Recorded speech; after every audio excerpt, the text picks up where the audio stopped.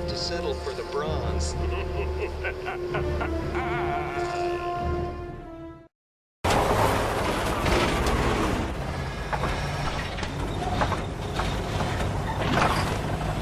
We need a new vehicle. Hello everyone! Welcome to Settle for the Bronze. This is Arisia here. With Cyclops. And this week we are discussing Terminator 3, Rise of the Machines. Now hopefully, when we have this plan to be released, it should be around the time of Terminator Genesis. Yes. So we figure we should talk about this movie. Just, Yes. it relates! Now this is probably, among fans, this is probably the most disliked of all the Terminator movies. Now Cyclops has only watched the first three. He's not seen Terminator Salvation. We are considering doing that at some later point down the road, but since I did a commentary for that, we don't feel the need to do it right now. If you want to go check out the commentary, it's on the channel. I feel like you're putting a lot of words in my mouth. I am. Well, to be fair, you've already said these words, so. I have? Yes. I don't believe you.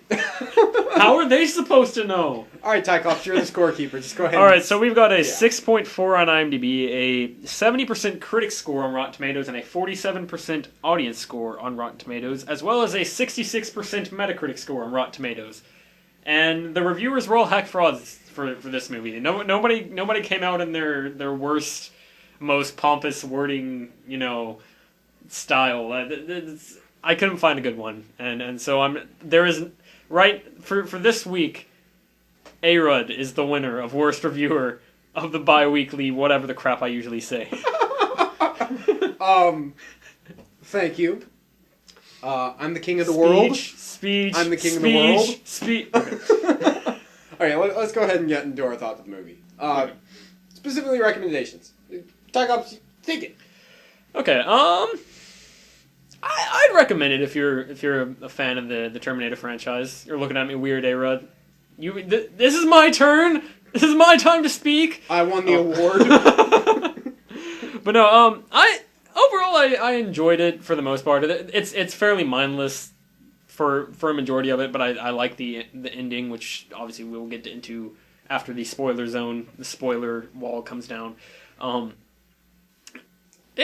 think it's a fair installment. It doesn't detract from the other two, I feel like. I mean, there's ways you can argue it, but I personally don't really feel like it does. We'll have to get into that for me to explain my thoughts any further. But I'd probably give it like a C. Something like that. I'd give it a C. It's fun. Yeah, I told you this while we were watching. It works better as a standalone than as a sequel. Yeah, definitely. Now, to prepare for this, we watched all three. Just to go ahead and refresh ourselves, so we would know what was going on for the most part. Mm-hmm. Even though I've probably seen these movies so many times, I didn't need to, but Tycops needed to. Yes.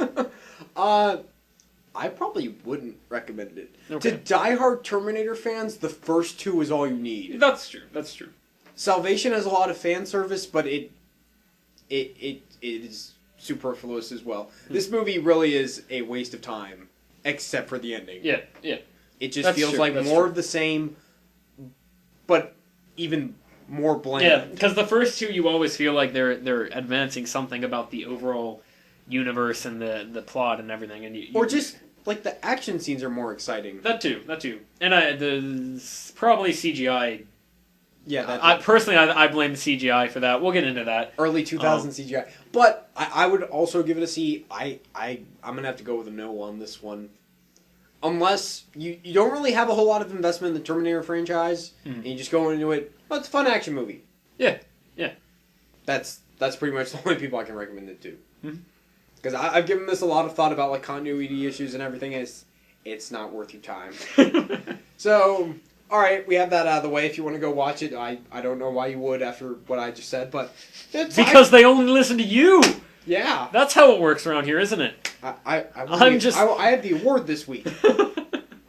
Why did I do that? We're going to go ahead and get into the spoiler territory, our full-on discussion. So, if you haven't seen the movie, or you don't want to hear a spoiler talk about it, I don't know why. This movie's been out for 12 years. This movie is very important, A-Rud. It is? Yes. It is. For reasons that you were going to tell me. Alright, no more BS. Let's get into it. Where to begin with this one? Shall we start at the end? I feel guess. like that's the biggest point. Well, we should go ahead and get out of the way the way we feel about the rest of the movie, because it's fun. It's okay to watch, but it doesn't feel as pretty much the only development as far as like advancing the future of the because I mean the whole point of the Terminator, the first three movies at least are they're all based around what happens in the future, and the only thing it advances in that regard is Brewster shows up, his John Connor's eventual wife, Yeah. and she's kind of written into how this works, and also Skynet shows back up somehow, and Yeah. When you start thinking about how they make certain leaps in logic that are just kind of baffling. Yeah, Like, yeah. Okay, so Cyberdyne in Terminator 2 was eventually supposed to lead to Skynet. Yes. But they stopped Cyberdyne. They And completely the reason it was destroy supposed to lead to everything. Skynet was because they developed using the memory chip or And the arm, cell, the Terminator arm of in a the chip. Terminator, the Terminator that came from So it's supposed to be the in first a movie. time loop. Yeah. So Skynet creates But they destroyed all that stuff. But somehow in this one, there's military guys working on this project to eliminate this virus. By which the virus it's an is AI system that completely controls the military. Yeah. That just also happens to be called Skynet. and the virus is never explained. Yeah. At all, even And- though it's like taking down at a certain military. point, John Connor goes, "Skynet is the virus." I guess that's I thought it was the antivirus software. yeah. I guess it does create the virus somehow. There could be a plot point that addresses that, but it's so brief that we Yeah, just missed maybe. it. I don't know. Who knows? Who cares? No, but Does anyone care about this movie? I care about this movie. I care, not that much. So what I was gonna say is so overall, those are the two major things it does. It basically sets us back on the timeline for Judgment Day, for that to happen, and that's the major effect. And it also adds in John Connor's wife, and that's about it. That's and Sarah Connor's dead. That already happened. Oh yeah, she died off Oh, screen. yeah. We'll get into that. See, I would say that's unforgivable, but I really don't care. But You know, it'd be funny if Linda Hamilton was like a part of like pre-production or like the early drafts, and eventually they were like, "Yeah, here's what we want to do," and she's like, "Wow, this is kind of garbage. I'm out." Ejector seat. But- hey, Arnold still needs money, right? We can get him. they replaced her part with Arnold. How do you think he got his budget to try and campaign to be governor of California? It was the Terminator paycheck 3. from Terminator 3. Terminator 3: Rise of the Machines allowed him to become governor of California. Or as he Yeah. likes to say, California. That too. I'm going to try and refrain from Arnold impersonation. voice. Yeah. But yeah, the rest of the movie doesn't feel very weighty. The first two movies, it felt like they were constantly developing stuff and giving you a little more backstory. There was insight. constantly interesting information that was being fed to the audience. Yes. That was making us go, ooh, tell us Whether more. it's stuff that's going to happen in the plot or stuff that's going to happen in the future, Yeah. and there's lots of that related to that. Yeah. And in This this plot one, is it's so bland. yeah, a little bit. It's just them running around for a while and getting chased by a Terminator again. And Is we're there any- kind of supposed to buy that John Connor and this new girl are supposed to fall in love. Is there any sort of character development for anyone in this movie? Not really. John Connor has some moments where he seems to be taking charge a little bit, I guess, but it doesn't really pay off until the end, and that's not really even a payoff. And it doesn't really pay off in Terminator Salvation once you watch really? that. Okay. No, it's funny. Pretty much Terminator Salvation's only connection to this is that Catherine Brewster is still there, played by a different actress. Oh, because they got to awesome. switch up the actors every goddamn time for these movies. Yes. Which is probably a reason why we don't care so much for this one, because at least in the first two, Sarah Connor was the same person. Yeah. And Of course, Arnold's still the Yeah, same. Arnold's but, the same person. But that doesn't matter. and obviously we didn't see the kid before, so it's like I mean there was no one really to recast. No, but the fact that Arnold's the same doesn't even matter because they're supposed to be separate characters. Yeah. They're different So Terminators. it's the opposite problem. Which even gets more baffling because Arnold does certain things in this one That seemed like they could that only... seems like this Terminator knows Like- what the one in Terminator 2 did. We may have missed this, but it seemed like he never established that, or John Connor never told this one not to kill anybody. Oh yeah, this is just one example. Yeah, and he refuses to kill anybody. Yeah. Which is something that John Connor told the Terminator that got killed at the end of Terminator 2. I swear I will not kill anyone. All right, now I'm done. Okay. No, but won't also give you at the very beginning when he steals the truck and he lifts or he lowers the mirror thing, Yeah. and the keys fall into his lap. Oh yeah. That's a joke from Terminator 2. Yeah. It's strange. Like I guess he's supposed to remember some of it, but not all of it, and It's a different Terminator. I got nothing. It feels like fan service, but Yeah. it But it doesn't make sense. It's illogical fan service. Yeah, I agree. And the rest of the plot of the movie is they're just running around. It's a retread of the Terminator 2. Yeah, they're running around, running away from the. Because I mean, in Terminator 1, they're running away from the Terminator. Yeah. Terminator, but that's. It's like a combination of the two because Terminator 1, Sarah Connor and Kyle Reese are running away from the Terminator. Yeah. Terminator 2, it's different because now it's Sarah Connor and John Connor, and they've got a Terminator on their side fighting against this new Terminator. And they're actually trying to destroy what will become Skynet. Yes. And then in this one, they kind of just the Skynet thing happens so quickly. Like, it doesn't feel intense and epic like it did in the second one, where it's like, oh crap, this guy's creating Skynet. Yeah. And, he's developing from the old Terminator, and it's really cool. Well, it's great because they actually build up his character, too. I mean, it's quick, but... Yeah, they still do enough. I mean, they show him having a family and Does stuff Catherine Brewster's father have a character other than he loves his daughter? No. But what I was... let me finish that train of thought before we get somewhere else. But this movie, it's a couple, again... And they've got the Terminator on their side, and they're running from the new Terminator. So it's like a combination of the first two, without any of the plot significance. But then they realize, like halfway through the movie, oh, we can destroy. Yeah. Oh, we Skynet. should go try and destroy Skynet. And the Terminator is like, no, you can't. It's inevitable. And they're like, we got to try anyway. And so the Terminator's like, okay. And so they go and they try and stop it, and I guess the Terminator dies. Yeah. Yeah. Oh yeah, that's right. Cause yes, We just watched this movie 10 minutes ago. I'm already losing it. We're 12 minutes into recording and we finished it 10 minutes ago. 20 minutes is a long time, okay? 22 minutes actually. But no, so they run and they go and they try and stop Skynet, and then they find out that. Well, they try and stop Skynet, and then Catherine's dad is like, no, you have to go here to stop Skynet, and so they go to stop Skynet. And then this, which I actually praise a lot, they go there and they realize it's a bunker. Yeah. And they're like, oh crap, he sent us here so that we would stay alive. And then John Connor does a little monologue where he says they realized they couldn't actually stop Skynet once it was started, because it was already spreading everywhere. Yeah, because software. Yeah. And so it was like, Did the Terminator really not try and explain this at all? No, well, the point is that he tricked them. What do you mean? They wouldn't have gone along with it if he had told them, go there, you won't be able to stop it. Like, yeah. They kind of had to see it for themselves. I guess, but still, like, he also didn't try to explain the fact that it was... software. Yeah, the moment it was turned on, it was implanting itself everywhere. I don't know. That was strange to me.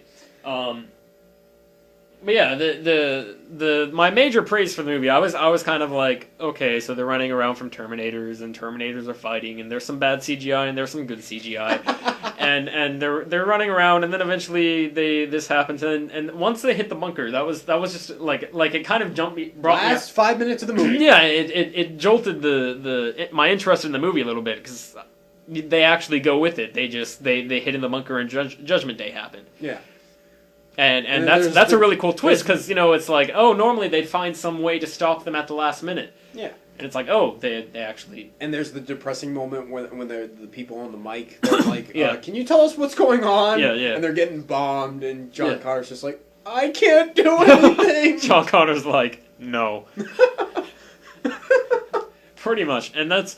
But it's a really cool ending, and I really like the twist. And the big problem with this is that it basically offsets the first movie, or the second movie, sorry. Second movie. Where they stop Judgment Day from happening, and then because of plot, it happens again. Yeah. Like, Skynet comes back, and it happens again. Specifically, the whole theme of the second movie is completely shattered and broken. Yes, they do a 180 from what the theme was. They say the theme in the movie is, there is no fate but what we make for ourselves. meaning that they can change the future. And at the beginning of this movie, John Connor quotes that, and then he adds, oh, what is it? He says something to the effect of, well, that's crap. Yeah. That's not actually true. That's why this movie doesn't work for diehard Terminator fans. Yeah, I can agree with that. I mean... I know you're not as invested in the series, so you think the twist is cool. I mean, I agree that it's a flip. Yeah. But, which brings on the natural problem of, well, how would you do a sequel to Terminator 2? Yeah. Because the movie ends as, we saved Skynet. Which is, while we were watching this, we brought up the idea of how if they really wanted to milk the Terminator franchise for all it's worth and still like do something that's actually like productive rather than messing around with the timeline and throwing Daenerys in there and Terminator Genesis, we're watching you. Yeah. I mean, I haven't seen it. Obviously, we're not registering opinion on it. No, at the time that we're recording, we have not seen the movie yet. Yes. But I think the movie's still like a month out or something like that. So we're gonna, or we're our idea was that there should be a movie in between 2 and 3 that explains. We discussed this. Don't you give me that weird I don't look? remember things. You said I was having issues remembering stuff. Continue. No, and have one that explains, for one, how Sarah Connor died, they explain how, but like showing her die and like actually seeing her die on screen. Yeah. And also dealing with how exactly Skynet, like having somebody from Cyberdyne get hired by the military, something like that. Somehow have a carryover from the previous Skynet developed from the Terminator, so that there's actually a reason why there's this other program called Skynet that goes self-aware and kills everybody again in the exact same manner. Like, I feel like that would be a better place to go than trying to continue to add on to a somewhat convoluted franchise. Just have it be like I put in quotes prequel, because I mean, like, let's show Kyle Reese growing up and then have it be him, like the last scene of the movie is him being sent back to the 1984 Terminator movie. Yeah. So we get to see all the actual war stuff. Yeah. You know, the stuff that everyone wants to see. Mm-hmm. And I'm not talking Terminator Salvation where they half-ass it and then focus on stuff that no one cares about. Okay. That's not what I'm talking about. But and see, the problem is you start pointing out the problems with the time travel and the time loop and all that stuff and the logic of everything. Yes, it's a problem in this movie, but it's also a problem in Terminator 2 if you really think about it. Mm. So I don't really want to focus on that as like my centerpiece of flaws. Major flaw, yeah. Because if you watch Looper, there's a scene where Joseph Gordon-Levitt is trying to figure out, hey, so if do you remember going through all this? And he's talking to his older self, which is Bruce Willis. He's like, so have you done all this stuff before? You know how this is going to go down? And Bruce Willis is like, we sit here talking about time travel for hours. We're not going to get anywhere. We're not going to know what's going on. And I pretty much use that logic here. I'm like, I'll go with anything. But the plot itself for this movie is so unmemorable. Yeah. The ending is the only part of the plot where it's like, oh, wait, something's happening. Oh, crap. And even then, that kind of completely contradicts the second movie. Well, the whole movie kind of contradicts the second movie because there's also the part where it talks about how Catherine, they would have ended up together if they hadn't sent the Terminator back to when John Connor was it 13? Yeah. So like because they mentioned that they were making out the day before and they would have ended up falling in love if the Terminator hadn't been sent back. Sure. But yeah, there's so much talk of destiny and inevitability in this movie. Yeah, it's very strange. It's very strange that they decided to just completely flip it. I can appreciate that they're sticking to it and yeah, not halvesing, but it's not half-assing it. Yeah, but they definitely it's a complete flip and it's very strange that they decided. That's why to do I make the argument that Terminator didn't need sequels. I can agree with that because I mean it should have Terminator 2 2 left off. It should have been fine. Well, there was supposed to be a scene at the end of Terminator 2 where I think it's Sarah Connor as an older woman. She might be playing with his kids or something, and John Connor's like a senator or something. Huh. That was supposed to be the original ending that they had, and Interesting. I don't know if that was just in the script or if they actually shot it, but not in the They movie. cut it so that they could milk it later on. I don't know. Yeah, that's very strange. And it's funny because I have this problem with both this and Salvation. I believe they had the same screenwriters, even though they don't feel very connected at all. They focus on the wrong things. Both of them need to feel the need to focus so much on the Terminators themselves. Yeah. I care about It's the name of the franchise, but that doesn't mean a whole lot. Well, the most interesting thing about the first two movies specifically, well, the first one is Kyle Reese and Sarah Connor. The second one is Sarah Connor. Yeah. So naturally, these movies, if you're going to kill Sarah Connor off screen, you're obviously trying to do the wrong thing here. well, let's make John Connor interesting. And I like the actor who plays John Connor, Nick Stahl. Mm-hmm. I actually think he's my favorite of all the actors that have played John Connor. Of course, we're not including Genesis because we haven't seen that at the time of the recording. But Christian Bale's doing the Batman voice. I've complained about that before. And Edward Furlong's just playing a kid. Yeah. So, yeah. But as like a grown-up John Connor, I think he does a great job. Mm-hmm. I feel like if they had kept him for sequels, he could have been a great like leader type. Yeah. That's true.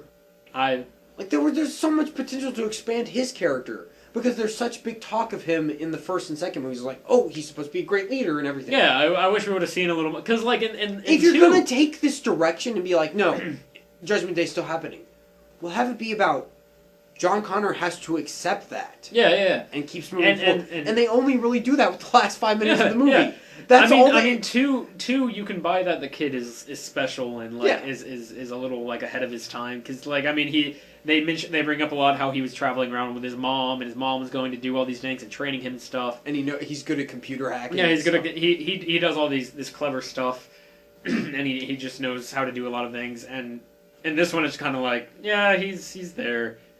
And he's sitting around. He looks up some codes at one point, so that's cool, I guess. That's. But he's not very helpful in the movie. The Terminator is the only reason they accomplish anything in the movie. The last 5 minutes are like the only parts of character progression that are interesting. Yeah. Like we look at Catherine Brewster's character. Sure, they say she has a relationship with her fiance. Yeah. They kill him off so fast. They make weird like allegations that she doesn't really want to get married to him. Like she at the beginning in the first scene she's like seems to be kind of like freaked out about the marriage. She's apprehensive about the wedding. Yeah, and then her fiance just gets killed. Like she brings him up one other time where it's like, I have a fiance, you can't kidnap me, and then her fiance gets killed and she cries a little bit. And then she gets over it. Yeah, they never bring him up again. Yeah. It's very strange. It feels like a very unnecessary plot point. And then they gotta shoehorn in, oh, she's John Connor's wife, so they have to get together at the end of the movie, right? Yeah. I do respect that they don't, like, kiss or anything at the end of the movie. They hold hands. Yeah. At the very end, yeah. Yeah, I agree. I like that. Although I feel like they could have used a lot more scenes where it's just them getting to know each other. Yeah, definitely. Again, they focus... The Terminator... Again, the Terminator was the only reason they accomplished anything in this movie. Yeah. They would have been killed pretty much immediately if they hadn't had the Terminator backing them up. So, Arnold Schwarzenegger Terminator, not Lady Terminator. All right, let's get to the Terminatrix. I didn't have that much of a problem with her. It's so weird that they actually call her that in the movie. Yeah, that's a little bizarre. The Terminatrix. I have no problem with her, I guess. It feels like... My problem with her... My main problem with her is not so much... I mean, I don't really care about the fact that it's a woman. I think they could have done that much better. Like, I don't think there's anything wrong with the concept itself. Yeah. My problem is the fact that the Terminator in the first one, he's going around, he's just killing people with guns, and it's terrifying when you find out that he's got like a robot skeleton underneath, and it's like, he's terrifying robot guy. And in the second one, the Terminator that's trying to kill them is made of liquid metal, so he can like do all this crazy stuff that involves that, and it looks really cool, and it's got this really cool design to him, and I like that a lot. Yeah. And in this one, it's just kind of like, let's give her whatever gimmicks we feel like giving her to... Because the thing is, she never seems to actually kill anybody with these gimmicks. She shoots people. You're totally right. She shoots people. She spends the first half of the movie running around with a pistol. Yeah. She shoots Catherine's dad as well. She doesn't kill him with her fancy arm stuff. She has like a plasma cannon on her arm, but that gets fucked up. All that does is shoot the Terminator, and that sets up the plot device where the his cells are or his fuel cells, when they degrade, they just explode. to show you that he has nuclear batteries. Yeah. That's literally the only point of that gun. Which is a plot point in Terminator Salvation. Fascinating. They decide to keep up that plot point of all the things you could remember. She shoots. Yeah, she uses it to shoot him. It shows she has a flamethrower at one point. I don't think she ever uses it. She uses it in the particle accelerator. Does she? Okay. Yes. But yeah, she doesn't seem to have like her arm thing it has vague uses, and it's like, all right, so how powerful can this thing get? Like, what all can it do? I mean, it's just kind of like, it doesn't feel like. It feels like it goes beyond the point of cool sci-fi technology to just, slap whatever will make big explosions. Yeah. As opposed to the one in the second one, which is really cool. It almost feels like they could have had a toy line, and they're just like, yeah, let's have it so, the toy you people have can like detaching interchangeable arms. Yeah. It feels like that. I agree. It's there's not a whole lot. One thing you brought up that's interesting is it's not the problem that her appearance is a woman. That's fine. Yeah. But the skeleton, like the exoskeleton or whatever. An endoskeleton, I guess. Endoskeleton, there we go. I guess that's just a skeleton. No, but when she gets the skin and everything, when their human form goes away, the shape of the robot itself is female. Yes, and she still takes on male forms a few times in the movie. It's just weird. Yeah, it's strange. I mean, not that there's really any problem with that. It's just like, you would think they would just keep building off the normal skeleton model. Yeah. I guess that's weird. And also, she looks terrible in her skeleton form, because it's entirely CGI, and it's early 2000s CGI, and for some reason it looks much worse than like the other the evil Terminator. The Terminator 2 Liquid Metal Man looks much better than the Terminator. The CGI just looks horrible at some points in the movie, and it's not great otherwise. Specifically when she's stuck in the particle accelerator. Yeah. There's other parts of the movie. I mean, a lot of the rest of the CGI, it ranges. It's passable. It usually feels like what you might see on a TV show with a decent budget right now, currently. Yeah. So I mean, that's not too bad. But like, there are moments where it's just like, oof. You can tell that, and I think that it detracts from the battles and stuff, because they're trying to see. It's the problem that a lot of movies had in the late 90s, early 2000s, where it's, what cool stuff can we do with this new CGI software, and let's rely entirely on that. Yeah. So, I don't know. That gives me issues too, and I think it detracts from what they might have done if they had less budget or less that they could do on screen. I feel like Terminator would be an excellent project for Christopher Nolan. Yeah, that would probably be very cool. Get on that, Nolan. I feel like we bring up Nolan literally every one of these discussions. You don't bring up Nolan. You bring up Nolan in every one of these discussions. No, but come on, he'd be good for Terminator. I agree. That would be really cool. His reliance on practical effects. He likes sci-fi. Yeah. He hasn't really done a time travel thing yet. I mean, there's. Interstellar's a weird one. Interstellar's weird.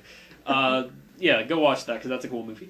But yeah, I mean, I could see that being argued. That would be. I'm sorry, I bring a Nolan up every time. We should have like a jar where I put like $5 in every time that I. Oh, I'd be a millionaire by the end of like the year. Yeah, that would be great. Let's do that. You'd be a millionaire by the end of next week. Let's be honest.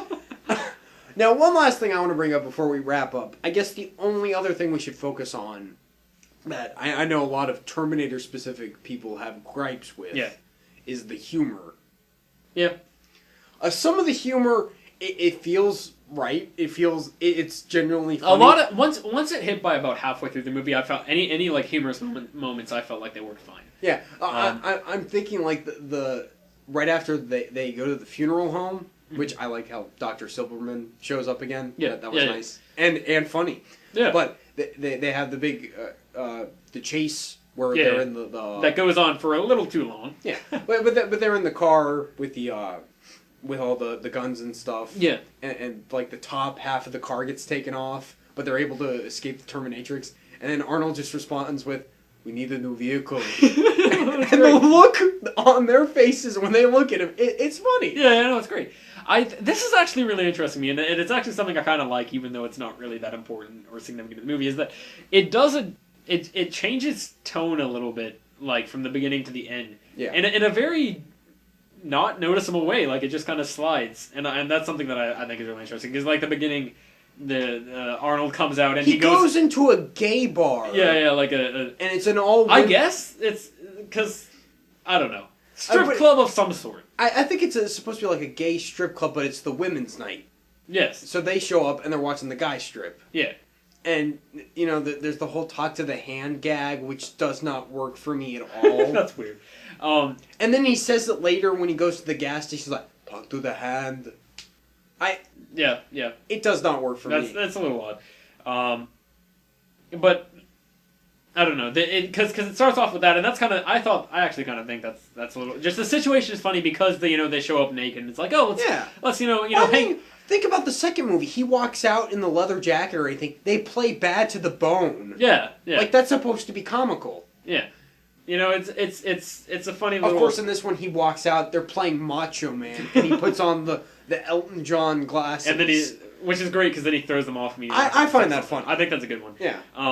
I think that's funny to go with the strip club approach, just because they always show up naked. It's like, oh, well, that's, this time they don't look out of place. I don't know, it's a neat little... change on it. They do go a little weird with it. I think it's mostly just the talk to the hand gag. That's really dumb. That's fair. But the fact that they call back to it is... And like there's also the weird thing at the beginning that is never referenced or important again with the Terminatrix. She looks at a billboard for like Victoria's Secret and her breast enlarged. Because a cop pulled her over and she's trying to distract him or something? I guess. Doesn't she kill the cop anyway? Yeah, she immediately goes, "I like your gun." Yeah. And he's just like, "What?" Yeah. And then it just cuts. I don't... And they never reference that again. I don't know what the purpose of that is. But yeah... That feels kind of like an inside joke or something. It's like, we got a supermodel to play the Terminatrix, so let's make a boob joke! I don't know. I do think... I think she was a supermodel. I could be wrong about that. But it starts off with those gags, and then I feel like it gets increasingly more like dark humor type stuff by the end of it. And by the end of it, there's not really any humor. It does that. It's a very gradual change that I can appreciate. Even if it's not very significant because the plot's not that important. I just don't like where they start tone wise at the beginning. Yeah. Like once it gets well into the first act, I'm fine. Yeah. It doesn't bother me. Mm-hmm. Except for the one gag where he talked the hand. I hate that gag. You've gone from like, I don't know how I feel about that, to like, I don't really like that, to like, I hate it. Because the more Kill it with fire. Because the more I think about it, I'm like, what's the logic? I got nothing. That feels like an early 2000s kind of joke. To be honest, though, I actually don't mind it because, I don't know, it's weird because, Don't defend it. No, listen, you! In Terminator 2, I love how the way he learns like all the little quips that John Connor teaches him, like "Hasta la vista, baby," and like all this really like stuff that should be cringy, but it's hilarious because it's the Terminator and he's saying this without really knowing what it means. Yeah, I feel like it's more of a callback to that, but the fact that we haven't really seen the Terminator learn anything up to that point makes it... Also, but in the second movie, John specifically tell him, "Hey, you need to say more things like this." It's not... Yeah. It's not like the stripper was like, "You need to remember this." Yeah, that's what I was agreeing. That's what I was saying. Is that it also feels like a callback, even though it doesn't really make sense. It feels like a callback to him being able to learn stuff. Yeah. But I don't know. It's very strange. Yeah, we're done here. I know we hammered the movie a lot, but it's not terrible. No, it's entertaining enough. If you can go with the premise that Judgment Day is inevitable. Yeah. It's perfectly watchable. I mean, again, I don't think it doesn't make me like, it doesn't feel like it tears the franchise apart or anything. It just... But then again, you have a lot less investment than a lot of Terminator Well, that's true, but I had a lot less investment in Alien 3, or not Alien 3, in the Alien franchise and see what Prometheus did to that. So... Now you care even less. Yeah, exactly. Terminator 3 did nothing for me. I was just like, okay. Watch Terminator Salvation completely ruin it all. Terminator Salvation, suddenly Terminator is the worst movie of all time. Possibly. Next week, or 2 weeks from now, we will be doing Thor 2. A-Rod's favorite movie. Oh, no. Oh, no. Get over it. It's not that bad. As far as we know. I'd probably watch it over Terminator 3. There you go. I don't actually know if that's true. We'll figure that out in 2 weeks. All right, everybody. Thanks Your for... fate is inevitable. You have to watch it. There is no fate but what we make. Tyclops. No fate but what we make. Inevitable! All right, everybody. Thanks for watching, and we'll see you next time. Ooh, nice form, but a little rough on the landing. He may have to settle for the bronze.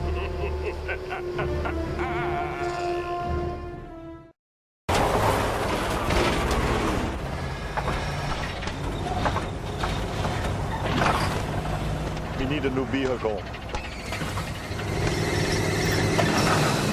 Hello, everyone. Welcome to Settle for the Bronze. This is Arisia 007 here. With Tyclops. And this week we are discussing Terminator 3, Rise of the Machines.